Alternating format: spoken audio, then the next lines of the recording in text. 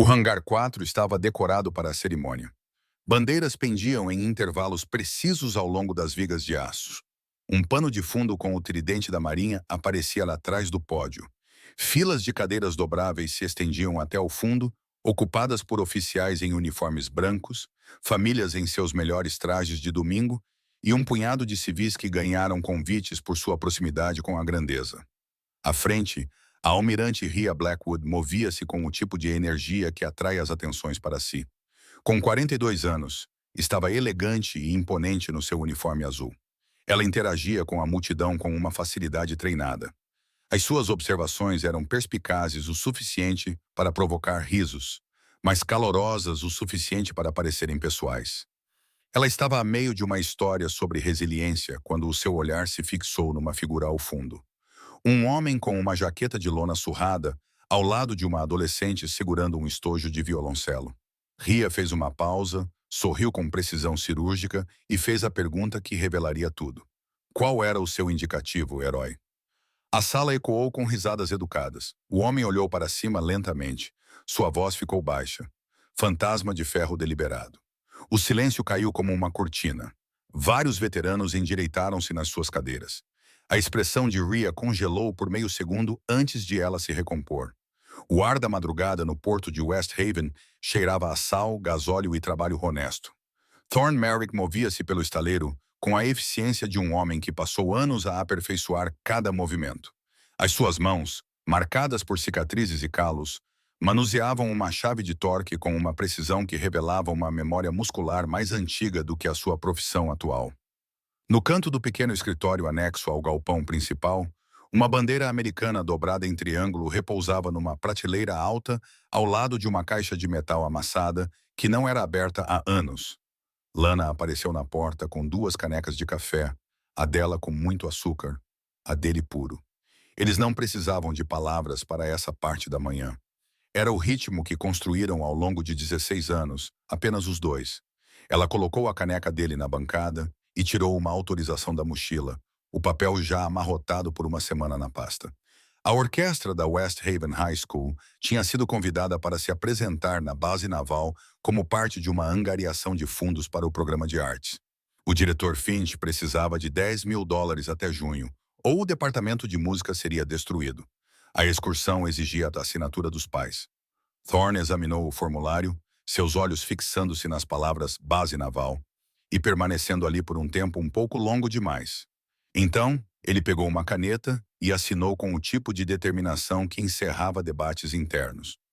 Naquela noite, a escola realizou uma reunião de pais no refeitório.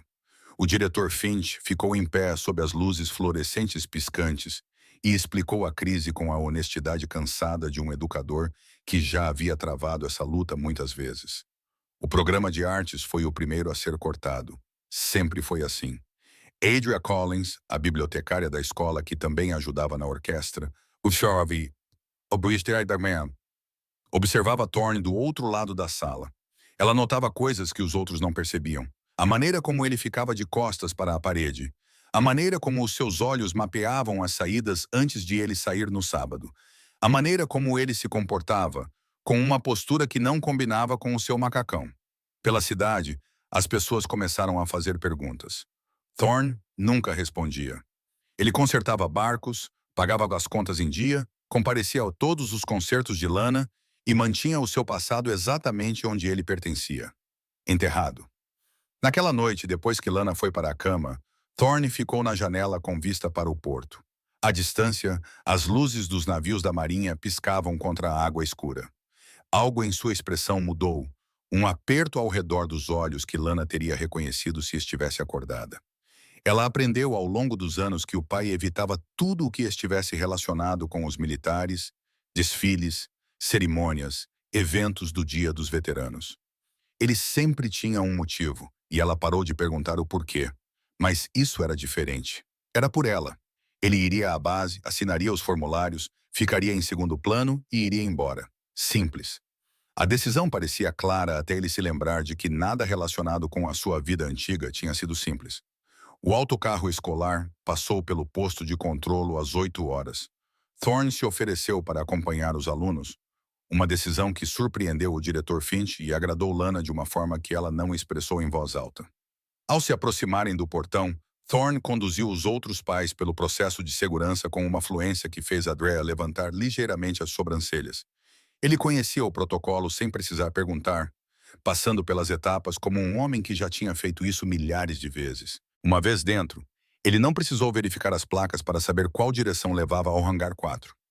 A sua bússola interna se ajustou automaticamente e ele guiou o grupo com uma autoridade tranquila, que parecia natural e estranhamente fora do lugar para um mecânico de barcos de uma pequena cidade. A comandante Sable, uma oficial elegante com olhos observadores, observava perto da entrada enquanto o grupo de civis se aproximava. Ela notou Thorne imediatamente, não porque ele se destacava, mas porque estava se esforçando muito para não se destacar. A maneira como ele procurava saídas, a maneira como se posicionava com linhas de visão claras, a maneira como se movia. O hangar tinha sido transformado num espaço de exposição. Fotografias cobriam as paredes, a maioria delas cuidadosamente editadas para remover detalhes operacionais, mas ainda assim transmitindo a intensidade do trabalho. Painéis detalhavam a história da Guerra Especial Naval, o processo de seleção, o espírito de trabalho em equipa e sacrifício. Perto da frente, um pequeno palco tinha sido montado para a orquestra. Lana e os seus colegas montaram os seus instrumentos, ajustando os suportes e afinando as cordas com o caos concentrado de adolescentes a fazer algo com que realmente se importavam. O violoncelo parecia quase grande demais nas mãos de Lana. Mas quando ela passou o arco pelas cordas durante o aquecimento, o som que emergiu foi seguro e maduro. A almirante Rhea Blackwood entrou por uma porta lateral, ladeada por 2 assistentes. Aos 42 anos, ela era impressionante de uma forma que não tinha nada a ver com beleza e tudo a ver com presença. Ela moveu-se pela secção VIP, apertando mãos. A sua energia enchia o espaço como uma maré a subir. Quando a orquestra começou a tocar, a sala ficou em silêncio. O solo de Lana emergiu do adágio com um tipo de clareza dolorosa que fez as pessoas esquecerem de respirar. Rhea ouvia com a intensidade inexpressiva de alguém que aprendeu a blindar-se em público. Depois veio a sessão de autógrafos. Rhea aproximou-se do grupo de estudantes com uma cordialidade ensaiada, fazendo perguntas que pareciam pessoais, mas não eram. Quando chegou a Thorne, algo em seu comportamento mudou. Talvez fosse a maneira como ele se posicionava. Talvez fosse o fato de ele não procurar a atenção dela. "Você serviu, não foi?" Ela fez com que soasse casual, amigável. Thorne ofereceu um aceno evasivo. "Há muito tempo." Rhea sorriu. E agora havia uma ponta de ironia nisso. Algo divertido e cortante ao mesmo tempo. "Deixe-me adivinhar. Abastecimento de frota de veículos." Algumas pessoas riram. Era para ser algo leve. Sable, que estava por perto, viu o maxilar de Thorne apertar por um momento antes que ele se controlasse. A mão de Lana encontrou a borda do estojo do violoncelo e segurou-o. Rhea inclinou-se ligeiramente, brincando com a multidão. Agora, a sua voz carregava aquele tom de autoridade misturado com entretenimento que pessoas como ela usavam como uma arma. "Vamos, não seja tímido. Qual era o seu indicativo, herói?" A pergunta pairou no ar. Thorne encontrou os olhos dela, com uma expressão neutra, e disse 2 palavras que mudaram a temperatura da sala. "Fantasma de ferro." Alguém deixou cair um copo. O som dele a estilhaçar no betão parecia incrivelmente alto no silêncio repentino. Um dos oficiais mais velhos, um suboficial com 30 anos de serviço, endireitou-se tão rapidamente que a sua cadeira raspou. Algumas pessoas trocaram olhares, incertas se tinham ouvido corretamente. O sorriso de Rhea permaneceu fixo, mas algo por trás dos seus olhos mudou, recalculando. A comandante Sable aproximou-se com um interesse agora aguçado e profissional. Dirigiu-se a Thorne com respeito cauteloso. "Senhor, ainda tem alguma moeda da missão?" Moedas comemorativas, insígnias. Thorne enfiou a mão no bolso do casaco e tirou uma única moeda. Estava desgastada nas bordas por ter sido transportada durante anos. Colocou-a na palma da mão de Sable, sem cerimônias. Ela virou-a, examinando as marcas, e o seu rosto ficou imóvel. A moeda correspondia a uma descrição que ela tinha visto em briefings confidenciais, ligada a uma operação que não deveria existir nos registros oficiais. Rhea recuperou rapidamente. a sua voz assumindo um tom diplomático. Obrigada pelo seu serviço. As palavras estavam corretas, mas soaram frias. Vários oficiais subalternos próximos moveram-se quase inconscientemente para posições de respeito. Uma diferença sutil que Ria notou e claramente não apreciou. A dinâmica de poder na sala mudou de uma forma que ela não tinha previsto e não conseguiu controlar imediatamente. Lana olhou para o pai como se o estivesse a ver pela primeira vez. O homem calado que consertava barcos, fazia o pequeno almoço e lhe ensinava a dar nós, tinha se tornado outra pessoa completamente diferente. Ou talvez ele sempre tivesse sido essa pessoa e ela nunca tivesse percebido. Do outro lado do hangar, os telemóveis já estavam a ser pegados. Não para tirar fotos, isso era proibido, mas para enviar mensagens de texto. Em poucos minutos, o nome Iron Ghost estava a circular por canais seguros, trazendo fragmentos de relatórios pós-ação, resumos de missões e um conjunto de registros que haviam sido fortemente editados por razões que ninguém jamais explicou completamente. Andrea apareceu ao lado de Lana, colocando a mão gentilmente no ombro da menina. Respire, sussurrou, como antes de uma apresentação. 4 contagens para inspirar, 4 contagens para expirar. Lana acenou com a cabeça, as mãos a tremer ligeiramente. Thorne permaneceu imóvel, com uma expressão indecifrável. Enquanto a sala se reorganizava à sua volta, Ria encerrou o evento de forma educada, agradecendo a todos pela participação e apoio. Mas os seus olhos continuavam a voltar-se para Thorne, com uma intensidade que parecia menos curiosidade e mais cálculo. Quando a multidão começou a dispersar-se, Sable fez questão de apertar a mão de Thorne. Precisamos conversar, disse ela baixinho. Não aqui, não agora, mas em breve. Thorne acenou com a cabeça uma vez. Fim do 7º. Lana foi para o lado dele e eles saíram juntos, pai e filha, passando por uma fileira de olhos que os viam de forma diferente do que uma hora antes. Naquela noite, de volta à pequena casa anexa ao estaleiro, Thorne puxou uma cadeira para o centro da sala e subiu para pegar a caixa de metal na prateleira alta. Lana sentou-se no sofá, com o violoncelo apoiado no ombro, à espera. Ele colocou a caixa na mesa de centro entre eles e abriu-a pela primeira vez em anos. Dentro estava a bandeira dobrada, uma fotografia com rostos deliberadamente desfocados. A moeda de Damasco e um conjunto de placas de identificação que ele nunca conseguiu deitar fora. Thorne falou lentamente, escolhendo as palavras com o cuidado de um homem que as mantinha guardadas há mais de uma década. A missão tinha sido uma incursão de ação direta contra um indivíduo de alto valor num complexo nos arredores de Damasco. As informações sugeriam segurança mínima, entrada e saída rápidas. Mas quando chegaram, a situação estava errada. O alvo não estava lá. Em vez disso, encontraram 4 reféns, 3 deles crianças, amarrados numa sala na cave. As regras de combate eram claras: abortar, retirar, deixar o comando superior reavaliar. Mas Thorne tomou uma decisão diferente. Eles levaram os reféns. O ponto de exfiltração deveria estar livre. Mas não estava. Alguém estava à espera deles. Não eram combatentes inimigos aleatórios que se depararam com a sua posição. Uma emboscada planeada, coordenada, disciplinada. O tipo de armadilha que só acontece quando alguém sabe exatamente onde você estará e exatamente quando estará lá. 3 homens foram abatidos nos primeiros 60 segundos. Riley levou tiros no peito. Donovan morreu a proteger as crianças. Kramer sangrou até a morte antes que pudessem levá-lo ao ponto de encontro. Thorne carregou 2 das crianças sozinho.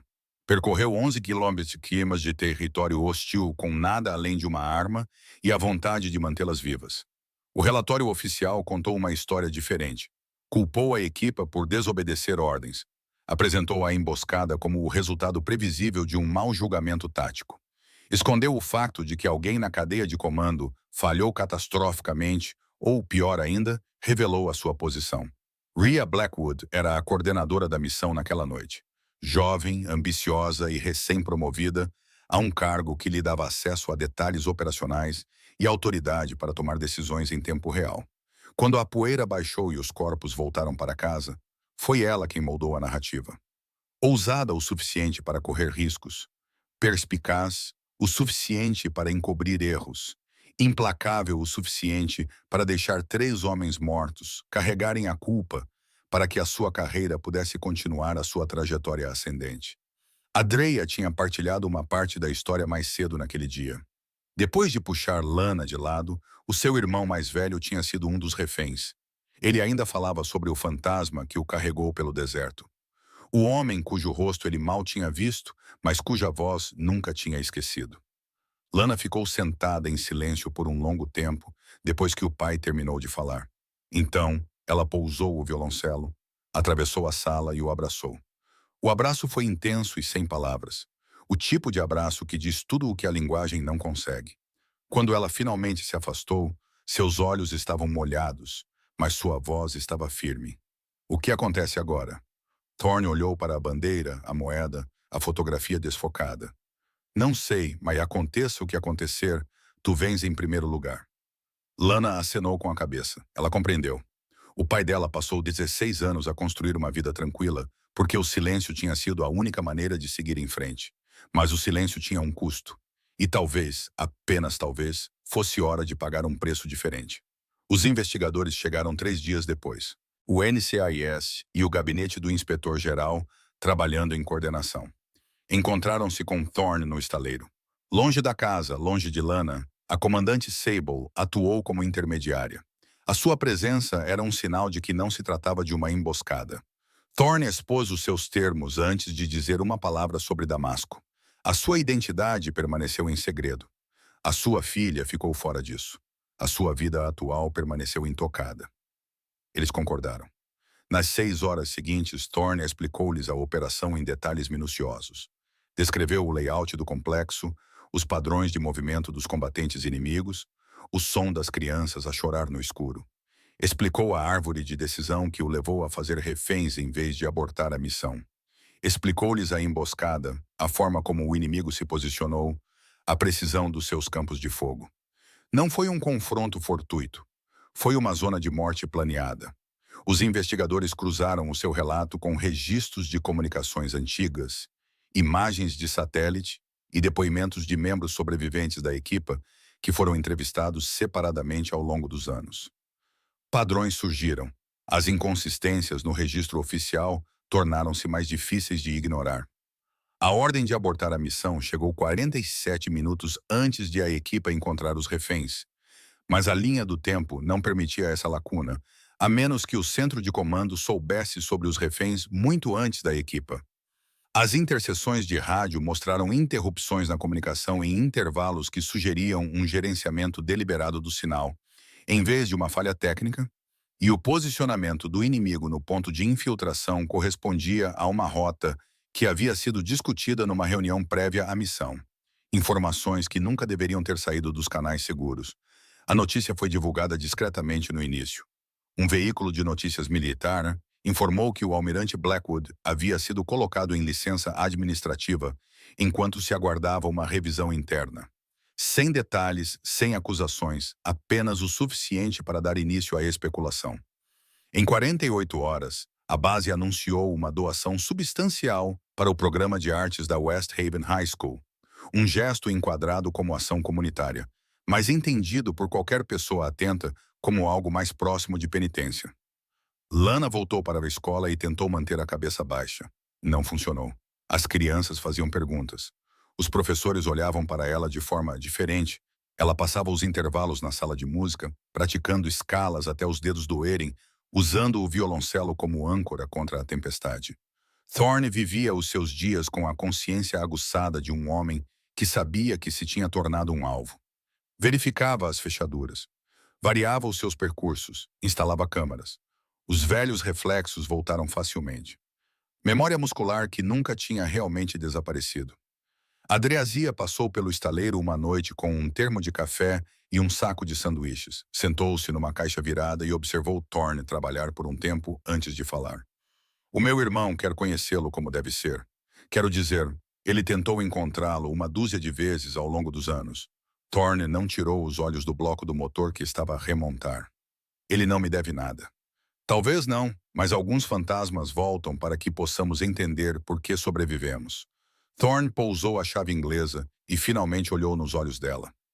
Não sou um fantasma. Sou apenas um tipo que tomou uma decisão e teve sorte. Andrea sorriu com tristeza e compreensão. Não és um tipo que tomou uma decisão e carregou o peso dela durante 16 anos. Isso não é sorte. É outra coisa. Ela deixou o termo e foi para casa. Thorne bebeu o café lentamente, observando o pôr do sol sobre o porto e perguntando-se se o peso estava finalmente prestes a mudar. Eles chegaram num sábado de manhã. Dois homens, ambos na casa dos 50 anos, movendo-se com a economia cuidadosa de pessoas que aprenderam a navegar pelo mundo com corpos que não funcionavam mais como antes. Weston tinha uma prótese de fibra de carbono no lugar da sua perna esquerda. Archer movia-se com o leve mancar de alguém com a coluna fundida. Eles ficaram à beira do estaleiro, do lado de fora da cerca, esperando. Thorne viu-os da janela do escritório e soube imediatamente quem eles eram. Saiu lentamente, limpando as mãos num pano, e parou a alguns metros de distância. Por um longo momento, ninguém falou. Então Weston sorriu, o tipo de sorriso que carregava 16 anos de dor, alívio e irmandade, e disse: Ghost, seu teimoso, estás mesmo vivo. Apertaram as mãos em silêncio. Homens como eles não precisavam de palavras para esta parte. O reencontro foi em partes iguais, alegria e luto. Uma estranha alquimia de emoções que não podia ser separada claramente. Conversaram durante horas, não sobre a missão, pelo menos no início. Conversaram sobre os anos após a dispensa médica de Weston, a sua luta contra os analgésicos, o casamento que não sobreviveu, a transição de Archer para o trabalho como contratado, os pesadelos que ainda apareciam algumas noites, o neto que acabara de aprender a andar. Conversaram sobre Riley, Donovan e Kramer, os homens que não tiveram a oportunidade de envelhecer, cujas famílias passaram 16 anos acreditando que os seus entes queridos morreram por causa de má liderança e decisões imprudentes. Eles merecem melhor. Weston disse baixinho. As suas famílias, quero dizer, elas merecem saber a verdade. Archer acenou com a cabeça. Todos nós merecemos. Naquela tarde, a comandante Sable chegou com uma atualização. A investigação havia descoberto comunicações que colocavam Rhea Blackwood no centro da falha de inteligência. Ela sabia que o complexo estava sob vigilância mais intensa do que o briefing inicial sugeria. Ela sabia que a rota de exfiltração tinha sido comprometida e tomou a decisão calculada de prosseguir mesmo assim, apostando que a captura bem-sucedida do alvo de alto valor superaria os riscos. Quando a missão deu errado e homens morreram, ela moldou a narrativa para proteger a si mesma e a sua carreira. Foi uma aposta fria e ambiciosa que funcionou por 16 anos. Lana chegou à casa depois do ensaio da orquestra e encontrou o pai sentado à mesa da cozinha, com dois estranhos e um oficial da marinha. Ela pousou o estojo do violoncelo e ouviu enquanto eles explicavam o que estava a acontecer. Os seus olhos moviam-se entre os homens, observando as cicatrizes, o cansaço, o vínculo tácito que os unia. Quando terminaram, ela fez a única pergunta que importava para ela. Isto vai doer, pai? Weston olhou para Thorne, depois voltou a olhar para Lana. Não, miúda, isto vai ajudá-lo. Thorne não tinha tanta certeza. Ele construíra 16 anos de paz com base no silêncio. Desenterrar o passado significava arriscar tudo o que ele construíra. Mas Lana surpreendeu-o. Ela encostou-se ao balcão, cruzou os braços e disse: Deves ir para Washington. Quero dizer, quando te pedirem para testemunhar ou algo assim, deves ir. Thorne estudou o rosto da filha, procurando por dúvidas. Não encontrou nenhuma. Vais ficar bem aqui. Eu vou ficar bem. A Andrea disse que ia verificar. Além disso, tenho um concerto na próxima semana. Alguém precisa de ficar a tomar conta do forte. Ela sorriu. Foi um sorriso pequeno, mas real. Vai terminar isso, pai. Por eles. Por ti. Thorne sentiu algo no peito se mover levemente. Ele olhou para Weston e Archer, os homens que passaram por momentos difíceis com ele, e acenou com a cabeça. Passaram a noite fazendo planos. A Dracia concordou em administrar o estaleiro enquanto Thorne estivesse fora. Sable coordenou a logística com o escritório do IG, e Lana praticou seu adágio, as notas subindo pela pequena casa como uma oração. Antes de dormir, Thorne ensinou-lhe a técnica de respiração em caixa que aprendera na seleção. Contar até 4, segurar por 4. Contar até 4, segurar por 4. É para quando o coração está acelerado e você precisa desacelerar tudo, disse ele. Funciona em combate, funciona em concertos, funciona na vida. Lana tentou, a respiração se acalmando, os ombros relaxando. Funciona em conversas assustadoras em Washington? Thorne sorriu. Vamos descobrir. O telefonema veio às 2 da manhã. Número desconhecido. Thorne atendeu mesmo assim. A voz do outro lado estava distorcida, mecânica, irreconhecível. A mensagem era clara. Desista. Afaste-se. Tem uma criança em quem pensar. Thorne desligou sem responder. Não dormiu o resto da noite. Em vez disso, sentou-se na cozinha com uma chávena de café e um bloco de notas, trabalhando em contingências, avaliação de ameaças, protocolos de resposta, rotas de evacuação. O antigo treino voltou como andar de bicicleta, e ele odiava como isso parecia natural. De manhã, Lana encontrou-o à mesa, o bloco de notas coberto de diagramas e anotações que ela não entendia. Ela serviu-se de sumo e sentou-se à sua frente. Noite ruim, noite complicada. Ela não insistiu. Tomaram o pequeno almoço num silêncio confortável, do tipo que só vem de anos a aprender os ritmos um do outro. Mais tarde, ela passou a tarde na sala de música da escola, trabalhando na sessão culminante do adágio. Era a parte mais difícil, onde a emoção atingia o auge e ameaçava sobrepor-se à técnica. Ela continuava a perder o fio da meada, a pressão intestinal inconsistente, a voz trêmula. Thorne apareceu no meio da sessão de prática.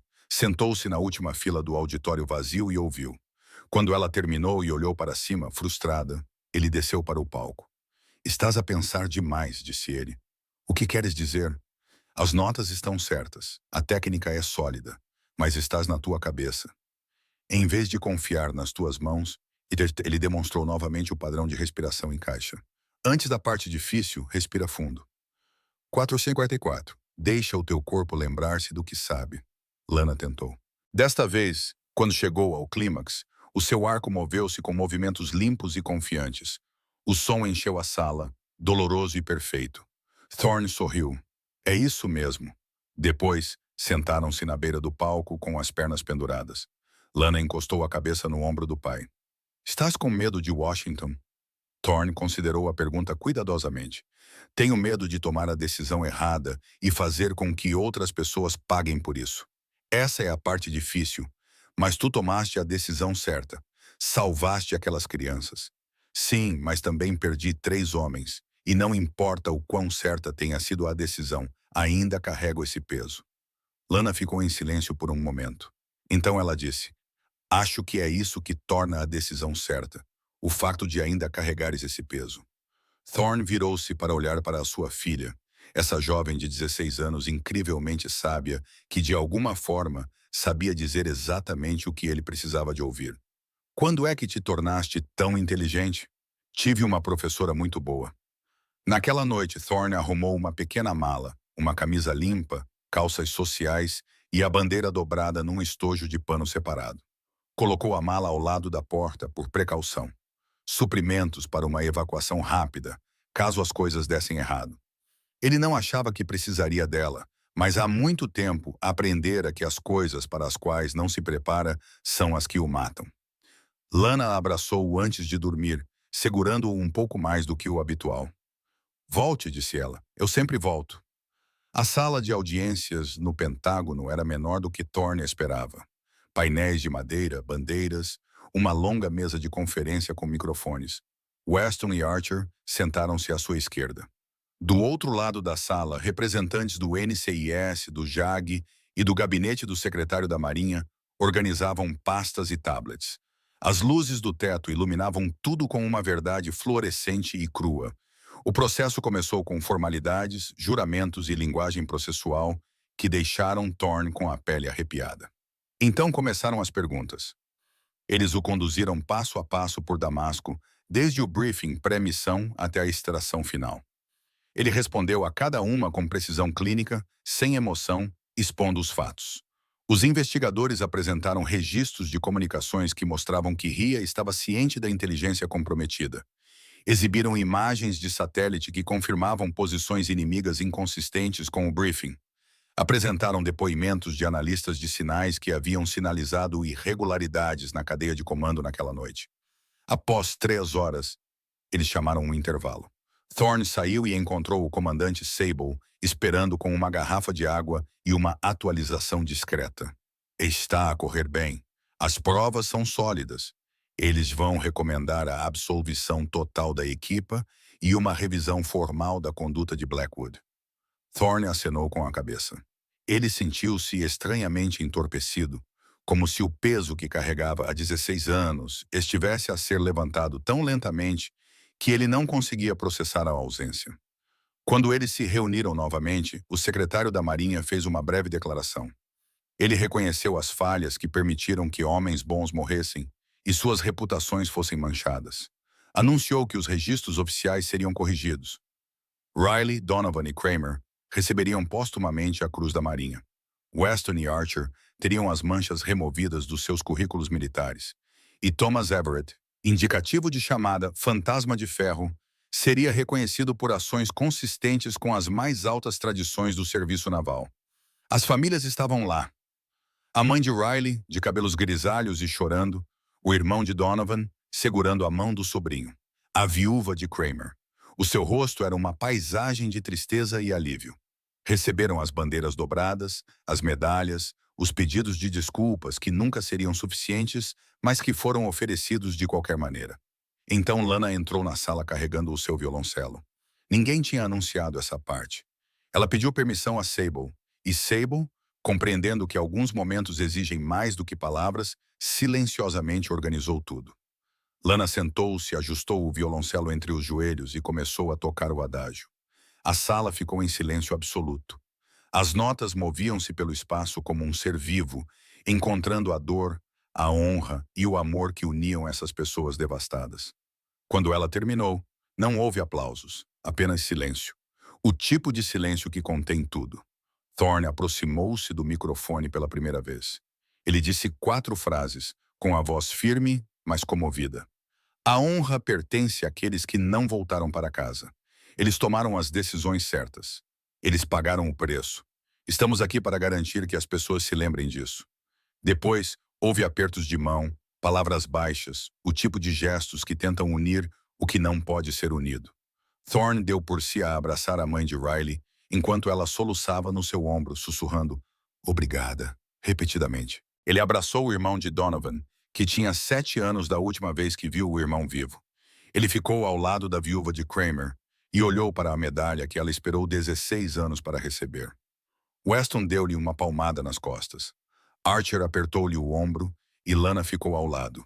Celo em silêncio, observando o pai ficar inteiro de uma forma que ela não tinha percebido que ele estava partido.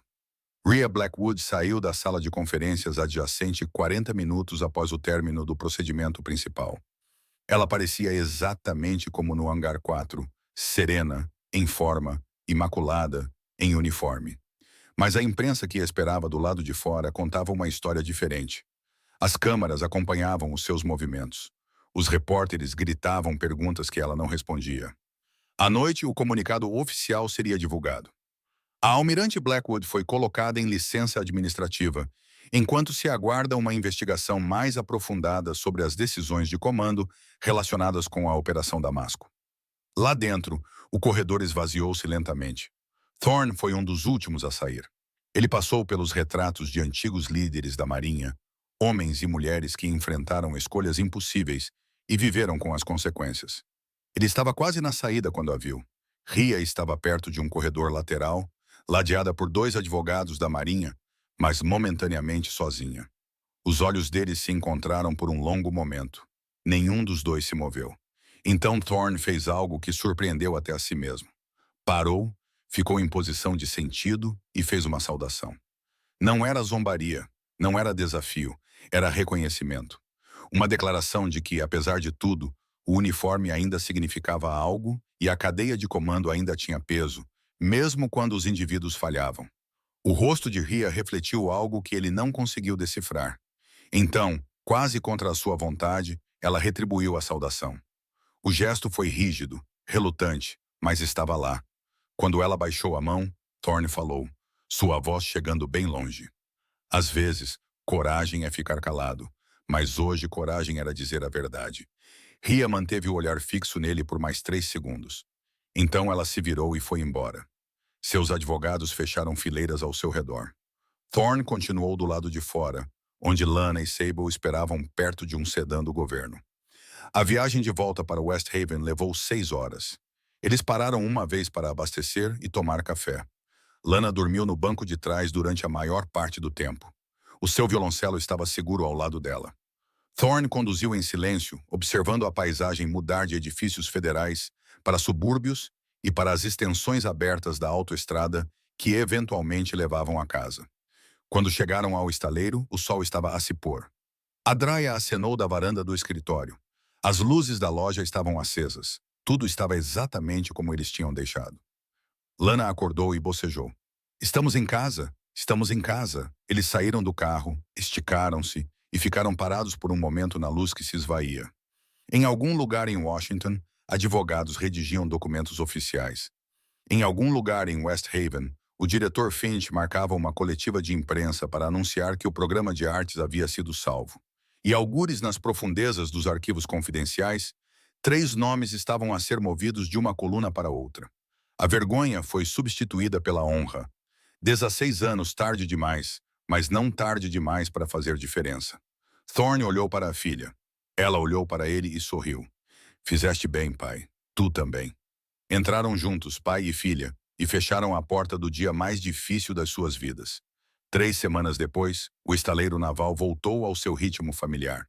O sol da tarde penetrava pelas frestas nas paredes dos galpões, iluminando partículas de poeira que flutuavam como neve no ar parado. O cheiro de sal e óleo de motor era constante, reconfortante em sua confiabilidade.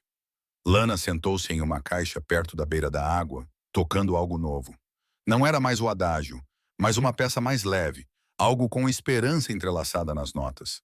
Weston e Archer tinham vindo de carro para passar o fim de semana.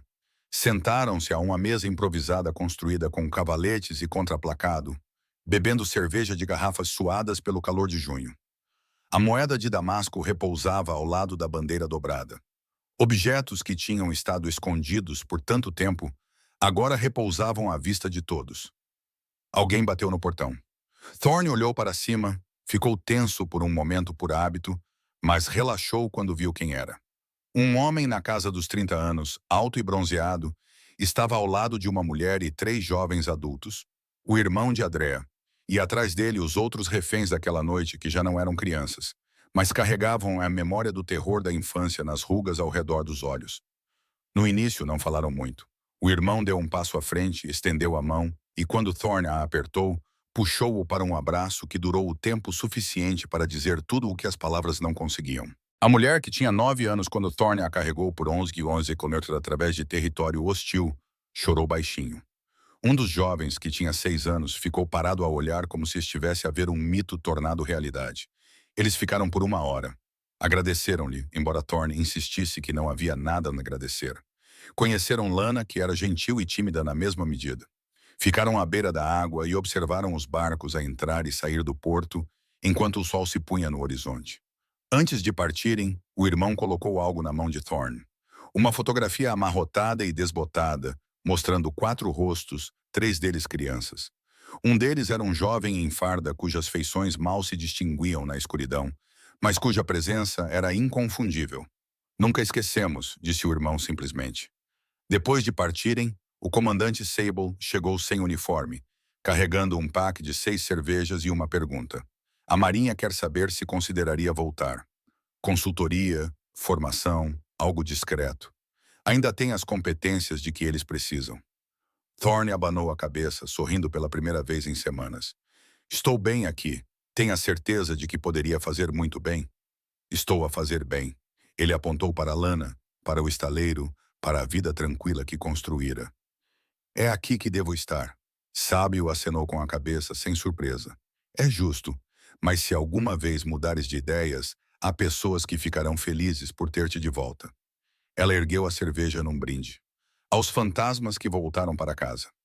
Eles beberam. O sol finalmente desapareceu por baixo do porto, transformando a água em ouro, depois em cobre e depois em escuro. Lana terminou a sua peça e pousou o violoncelo. Ela aproximou-se do pai, ombro a ombro, observando o mesmo horizonte. Achas que ela vai pedir desculpa?